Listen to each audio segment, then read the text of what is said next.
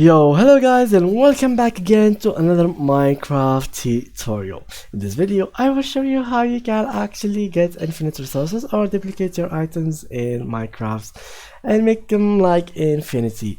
So, first of all, let's get ahead and open any kind of Minecraft version that you're using. I'm using the 1.19.2 version. If you have any other version, it will still work for you as well.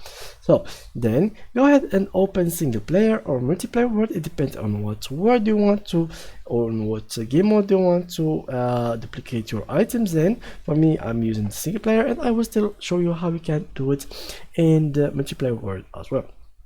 Now, normally in the normal game, you will be having this.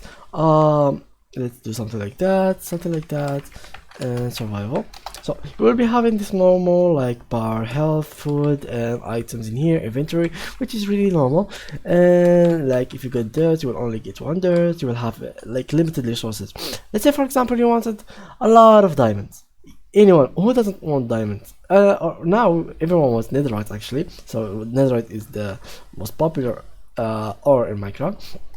So who doesn't really want an infinite source of netherite and make his gear really strong? How you can actually do it? Just click on just click quit and open the world again.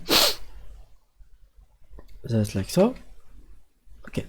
From here you can click on open to LAN, allow sheets, just like that, and just from here you can click on game mode, creative, and from here you can have infinite resources, duplicate your items, and do whatever you'd like to do with them.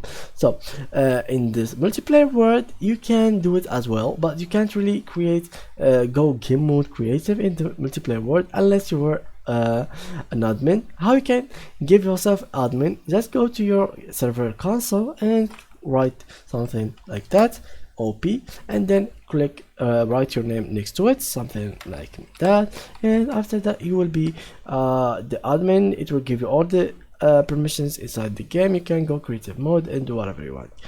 So thank you guys for watching, and see you in the next tutorial.